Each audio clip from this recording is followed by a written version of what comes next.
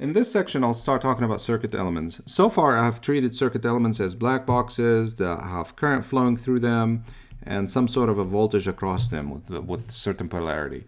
So now I'm going to try to uncover these black boxes and just try to put certain elements. There's different elements. There are active elements. These are elements that generate power, and there are passive elements that are not capable of generating power. Usually, they just consume power or energy. So the first set of elements that I will cover is what we call independent sources. So we have two types of independent sources. We have a voltage source and a current source. So let me start by covering what a voltage source is.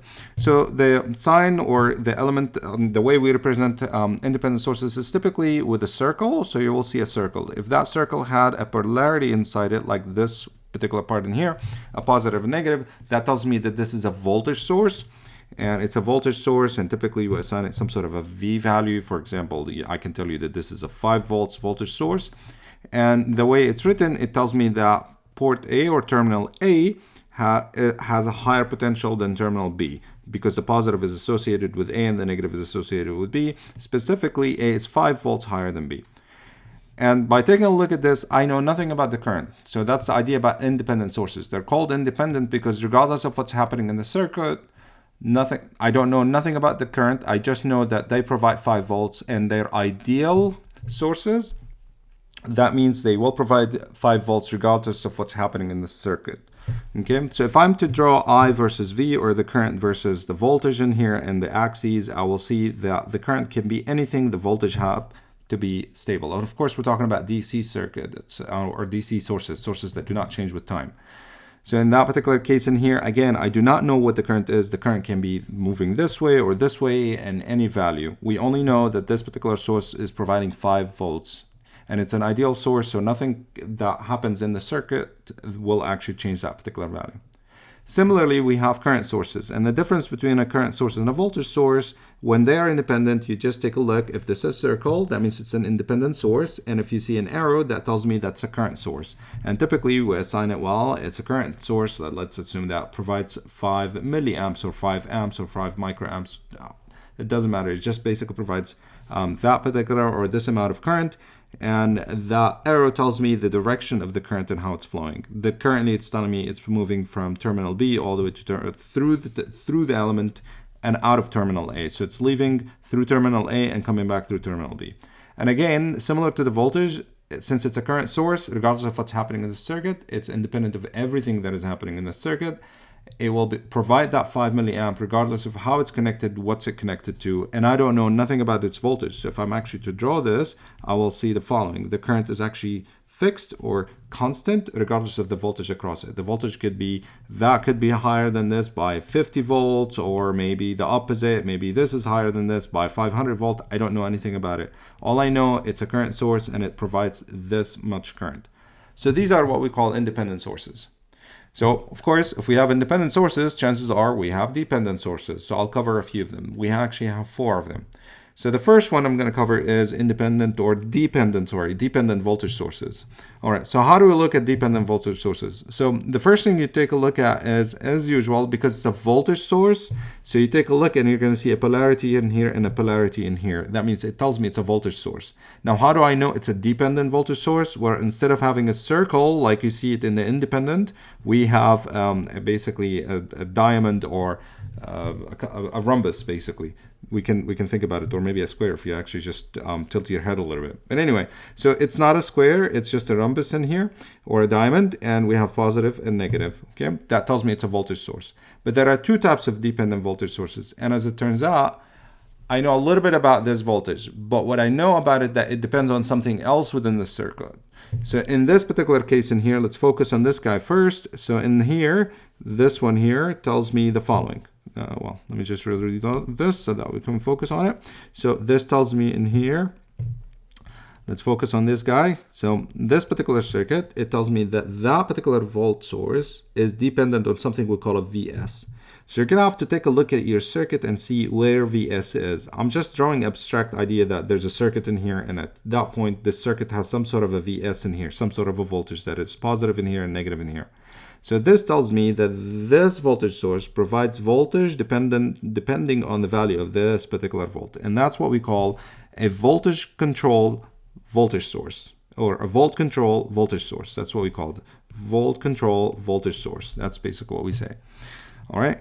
So the value of Vs is in volts, and since the value in here is also going to be in volts, or it will have the same voltage. If this is a millivolt, the voltage in here will be in millivolt. Or you're going to have to take a look at this particular mu in here.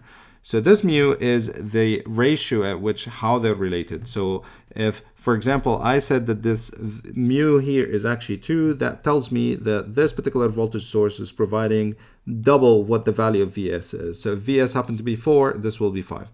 And again, this can change depending on the value of Vs. Okay, so it depends on it. That's why we call it dependent voltage source. So something to think about in terms of units. So this has to have a voltage unit and this has to have a voltage unit. So technically speaking, if they both match, like if this Vs is in volt, this will be in volt. That means the mu, which I gave you a value of 2 in here, it doesn't have to be 2. It could be anything. It's actually unitless because I don't need to convert any units. All right, so let's take a look at the second case in here. The second case, it's also a voltage source because I'm taking a look at it. It's actually a rhombus and it has positive and negative. Because it has positive and negative, I know it's a voltage source. And because it's not a circle, I know it's actually a dependent source. So because it's a dependent source, I need to take a look at the equation next to it. So the equation next to it tells me it's a voltage, and the voltage in here actually is depending on what we call an IS. So I have to take a look at the circuit and I'll see that there's some sort of a current within that circuit in here, and I called it IS. So this here and those are related using the constant R, okay, or the factor R. So of course this has to be in amps or milliamps, and this has to be in volts. That means this particular R has to have some sort of a conversion mechanism. So maybe it has a unit that is volt divided by amp. Okay, so it's something to think about. So the units are important, so you have to worry about it. Typically, or you have to think about it. Typically, you will see in circuits, if they're not specified, we will assume that the current is in amp, not in milliamp, not in microamp, just the standard units, and the volts will be in volts. And you can assume that this particular value or factor has to have these major units, which is volt divided by amp. Of course, because if you multiply volt times divided by amp times amp, you're going to see that the amps go away, so that leaves with the volt. But what is this here? Well, this is what we call a voltage, or actually, it's not a voltage, it's actually a current control voltage source. So the actual name for it is current control voltage source. That's what we say. I don't care that you know this technical term or memorize it. You don't have to. What I need you to know is the following. If you don't see a circle, that means it's a dependent source. If you see a positive negative inside it, that means it's a voltage source. So if it's a dependent source, you're going to have to look for an equation. This equation here tells me whether it's a current controlled or a voltage controlled. If you see a current in there, that means this particular voltage is being provided based on a value of a current. If you see a voltage in this particular equation, it tells me that this particular voltage is provided based on a value of a voltage in the circuit.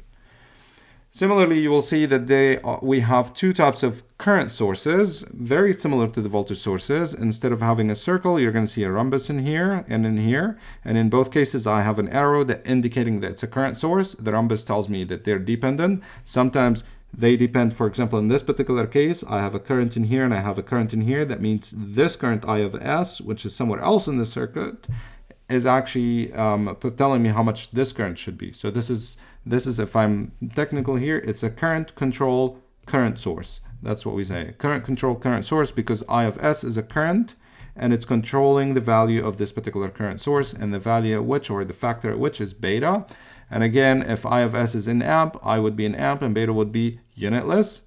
Okay, we have voltage controlled current source, okay, and that voltage control current source, you can see it in here. This is a current source, and the equation look next to it, it tells me that it depends on V of S. V of S is somewhere here in the circuit, okay, and the factor is G, and of course G has to have some sort of a unit, because if this have to be in volts and this happen to be in amp, that means I need amp divided by V. That's how, that basically it has to have some sort of unit, that factor, so that I convert voltage to amps. I will utilize all these different current and voltage sources in an example so that you can see how they are used, specifically the dependent sources and how basically what does it mean. I mean, here it's been an abstract that there's another voltage somewhere in the circuit. I'll show you an example next.